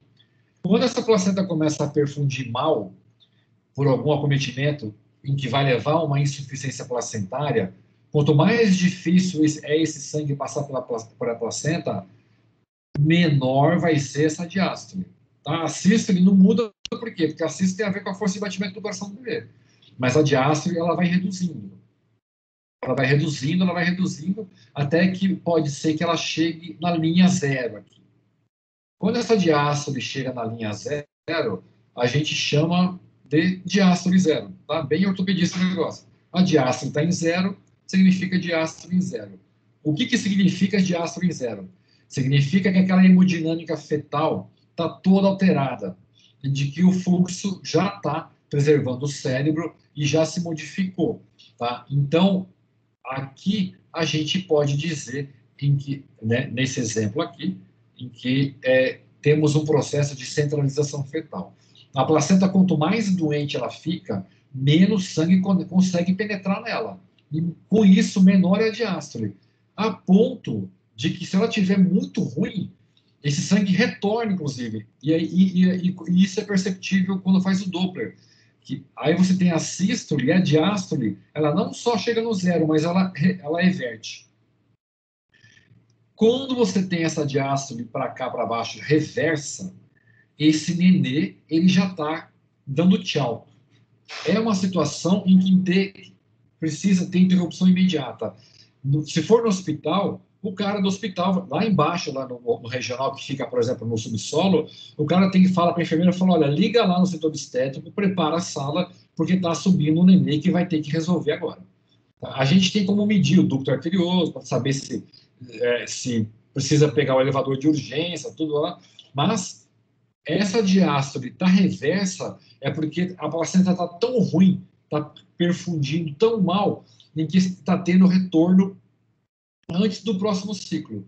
Então, isso é sinal de que está mal. Então, de cara, vocês não precisam nem saber valor de fluxo de nada.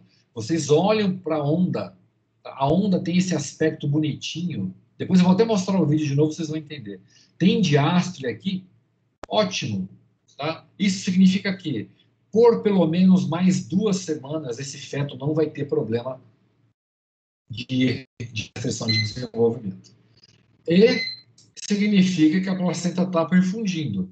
E significa, indiretamente, que não existe restrição de crescimento intrauterino nesse feto. Tá? Vocês não só desconectar aqui, peraí.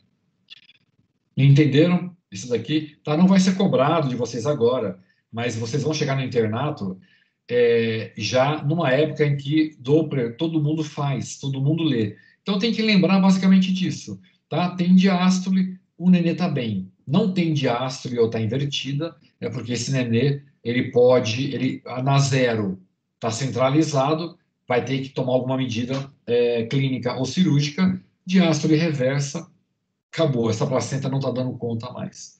Tá? O Doppler, deixa eu ver se eu consigo tirar a canetinha daqui, tira a caneta daqui, blá, blá, blá, automático.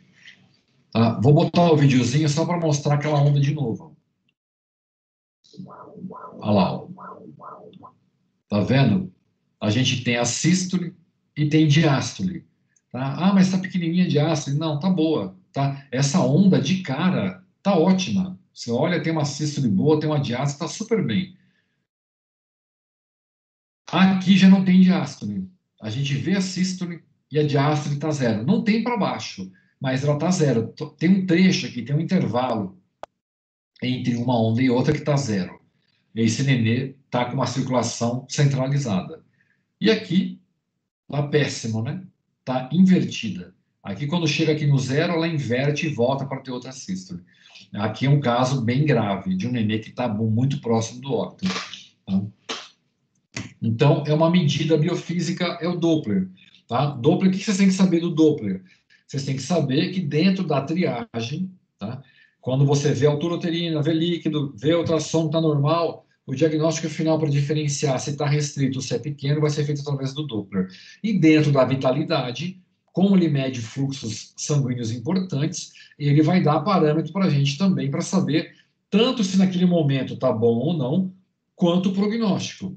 Tá? Essa onda aqui é uma onda em que a gente tem certeza, quando olha para esse Doppler, a gente sabe que esse nenê ele não vai se complicar, não vai ter restrição, não vai ter nenhum problema nessa placenta por pelo menos umas 2 semanas. Então, ele também é predictivo. Outro exame importante para a vitalidade fetal é a cardiotocografia. O que é cardiotoco? É um exame em que ele vai medir o cardio e o toco. Ele vai medir contração e vai medir batimento do nenê. Aqui, esse é um aparelhinho torto japonês, um aparelho muito bom que usa hoje em dia. A mãe fica deitada, você coloca um dos aparelhinhos que mede a contração aqui no fundo da barriga, o outro você vai procurar o batimento do nenê e vai colocar lá. E a mãe fica com o aparelhinho na mão que ela aperta toda vez que ela sentir o nenê mexer. Mexeu, aperta e vai fazer uma marquinha.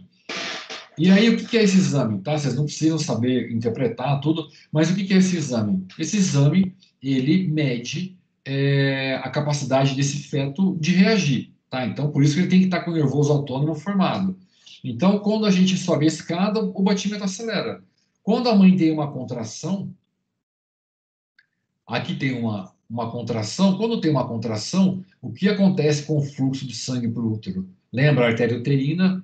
Vem a artéria uterina, ela passa pelo miométrio. Se o miométrio contrai, o fluxo de sangue vai diminuir. Se o neném recebe menos sangue, o normal é ele reagir como? Ele acelerando. Então, a gente consegue ver vários itens aqui. a gente consegue ver as acelerações transitórias, a gente consegue ver essas desacelerações que são fisiológicas. Essa própria linha que parece um arame farpado, ela é um bom sinal. Tá? A linha lisa é péssimo. Essa linha significa que esse neném não faz sofrimento. Ou seja, os parâmetros não importam vocês saberem. Vocês têm que saber que a cardiotoco é um exame importante, tanto para paciente em trabalho de parto quanto em repouso, em que a gente vai avaliar a vitalidade fetal. Tá? Então, o nenê que está... O que acontece às vezes? Você tem um nenê que ele vem no sofrimento fetal crônico. Então, ele vem criando um mecanismo de se adaptar. Tá? Você imagina que o cara está dentro da casa preso e tem uma enchente. A água vai subindo.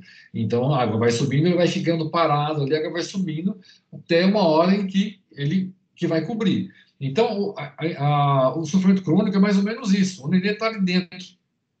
Ele não tem o que fazer.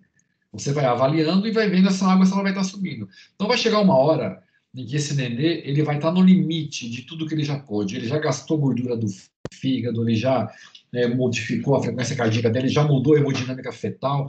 Então, ele está ali no limite. Aquela mãe está paradinha, o nenê está paradinho, ele fica ali, só respirando. Se essa mãe tiver um movimento importante, um estresse, uma contração, por exemplo, em que alterar o fluxo do feto, isso pode ser a água que vai cobrir onde ele vai morrer. Tá? Então, a cardiotoco, a gente também consegue avaliar a vitalidade do feto e saber se esse feto está bem de reserva. A gente consegue, esse feto aqui, por exemplo, esse monte de X que tem aqui embaixo, ó, todo esse monte de X é a hora que a mãe apertou que o feto mexeu. Então, tem um monte de movimentação. Tá? Como é que eu sei que isso é movimentação ou não? A gente precisa medir a linha de base. A gente tem fórmulas de medir que eu não vou discutir aqui. Mas a linha de base desse feto está aqui. Tá? Então, tudo que está para cima é aceleração, tudo que está para baixo é desaceleração. Então, esse feto, ele está reagindo bem. Quando contrai ou quando mexe, ele acelera. É o que a gente espera quando sobe a escada, quando a frequência aumente. Então, ótimo. A gente tem com a cardiotocografia parâmetros importantes de que esse feto está bem. Tá? Ele não está vindo de sofrimento agudo nenhum e nem de crônico. Tá? Agudo, como é que eu sei? A frequência dele está aqui, está entre 160 e 100. 110, está numa faixa ótima. O coraçãozinho está batendo super bem. Tá? Então, a cardiotoco serve principalmente quando a gente tem na avaliação na restrição de crescimento fetal crônico. Tá? Então, a paciente, se ela tem suspeita, quando ela tiver o diagnóstico, ela vai ter que fazer.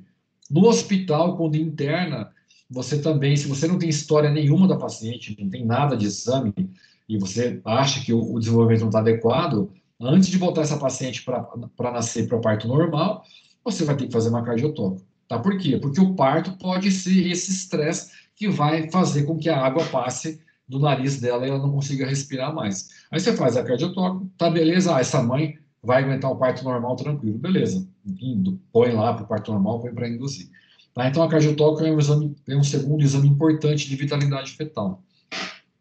E o terceiro exame é o perfil biofísico fetal.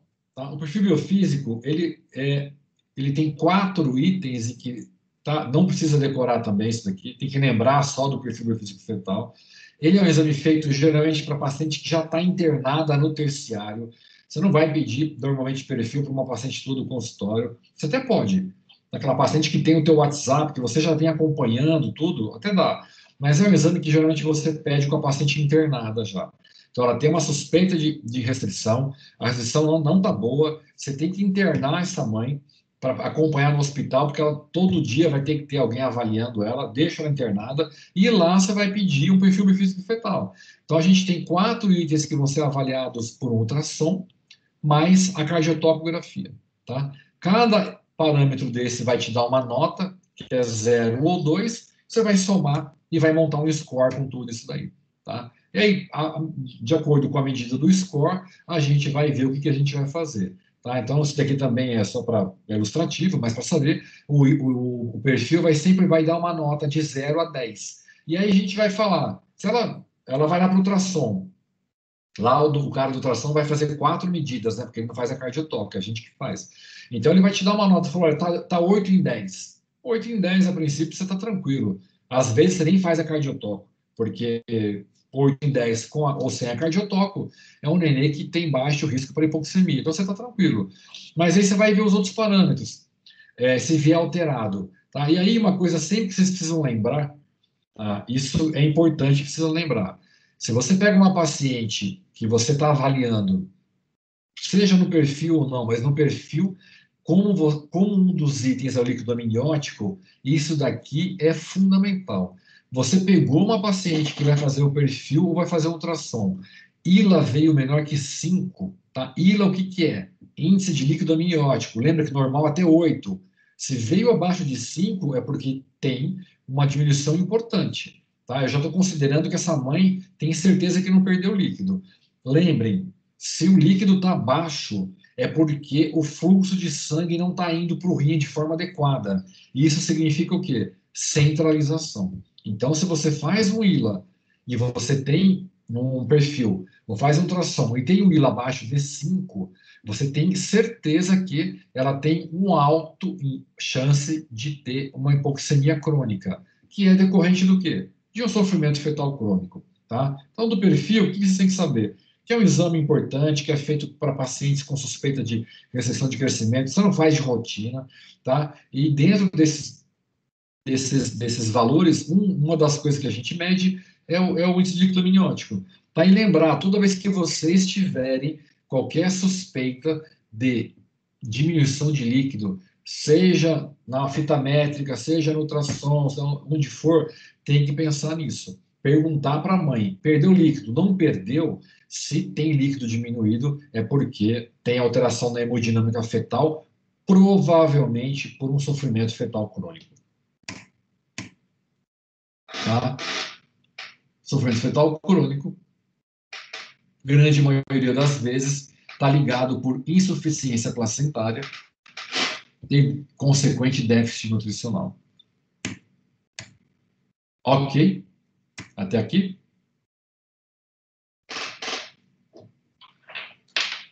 Tá. Para fechar, o mais fácil, tá? É o agudo. Agudo, lembrar, são situações abruptas. Então, se você tiver uma obstrução aguda do fornecimento de sangue para o feto, ele normalmente não vai ter tempo de se adaptar. Tá? Então, são os quadros mais críticos, que a gente chama de sofrimento fetal agudo. Pode ser tanto para um feto que vinha normal, como para o feto que vinha com sofrimento fetal crônico. O agudo não precisa ter o crônico. O agudo pode acontecer em várias situações. Tá? A gente divide, né? A gente não, quem estuda, né? Que fez os estudos, divide em insuficiência útero-placentária ou feto-placentária. Tá? Nas duas é a relação da placenta, uma com útero, outra com feto. A útero-placentária, as mais comuns. Tá? É aquela situação onde o feto vai ter uma hipóxia, tá? Você vai ter, lembra aqui, né? Vou até voltar de novo aqui, tá?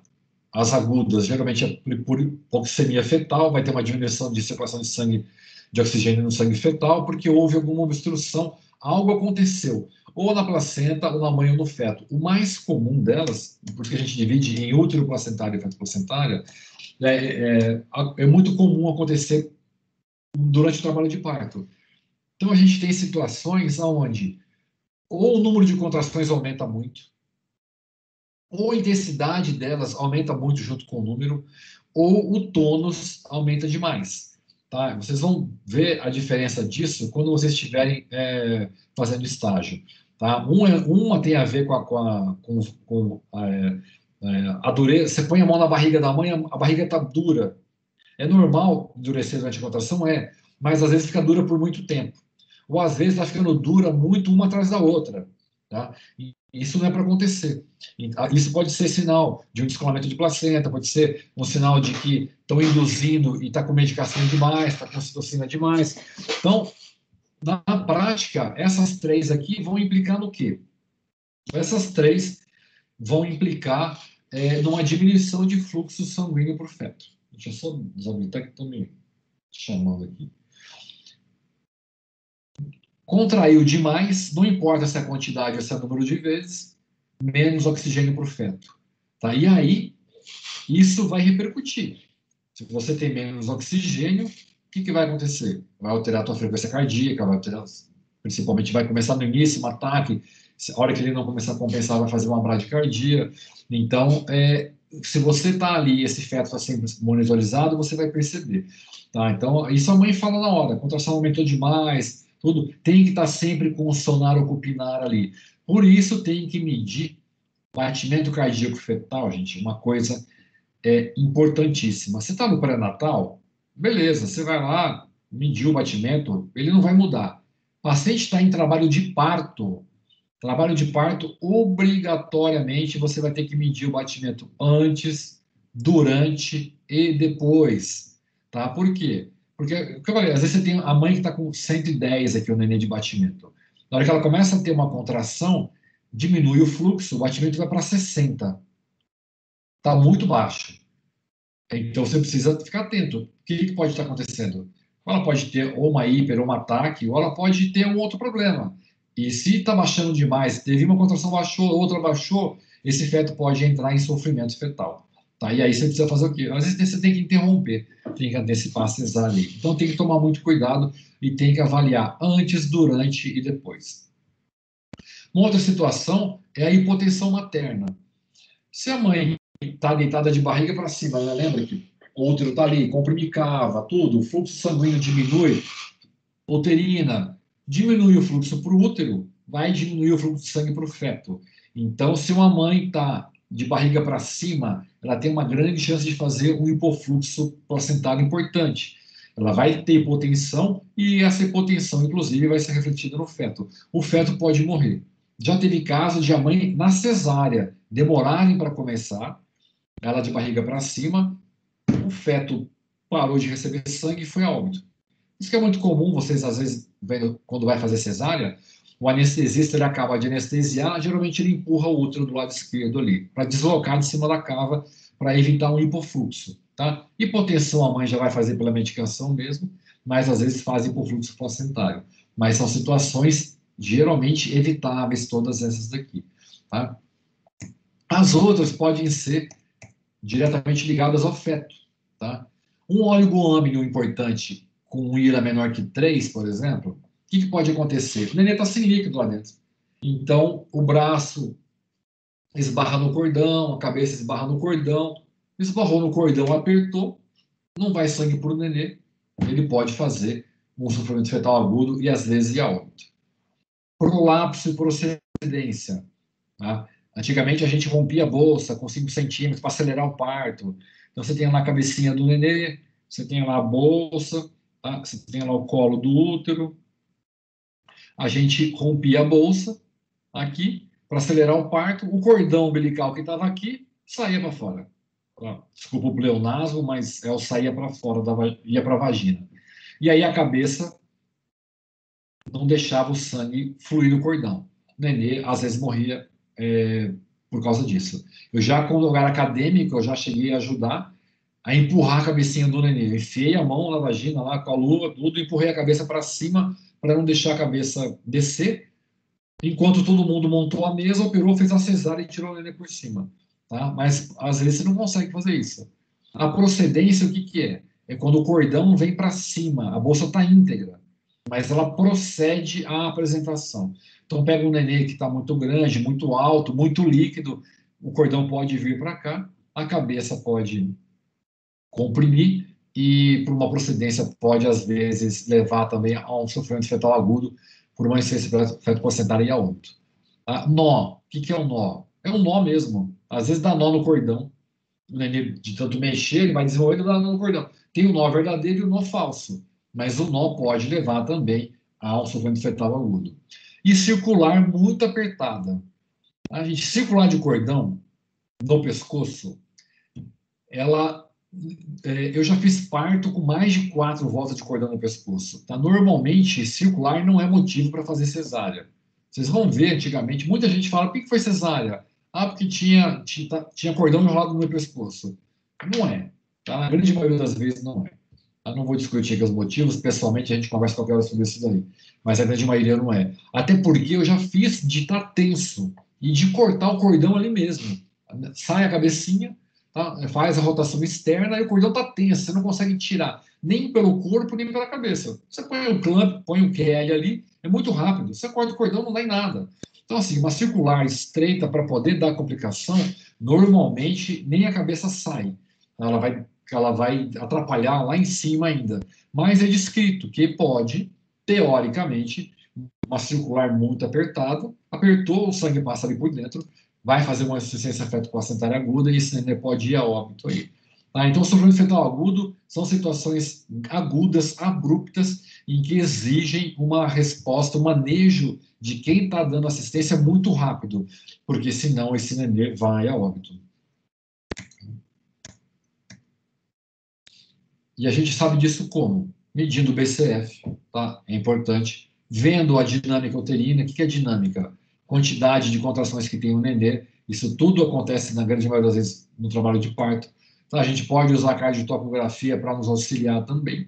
Tá? E outra, trabalho de parto, a gente tem que estar do lado e tem que acompanhar e tem que controlar a ansiedade. Tá? Do médico, principalmente. Da paciente, a gente consegue controlar melhor. Mas tem uma série de medidas, de coisas que não se faz mais hoje, mas a gente fazia muito, né? Acelerar o parto, principalmente os lugares que pagavam por procedimento em vez de horário. Tá? Então, tinha uma série de medidas que a gente fazia que corria o risco de a gente ter sofrimento fetal agudo. Que é mais dramático ainda, né? Porque se você tem uma mãe com sofrimento fetal crônico, ela já sabe que essa gravidez ela tem um comprometimento. E ela está orientada de que o nenê pode ir a óbito durante a gravidez aí. A aguda, normalmente, não.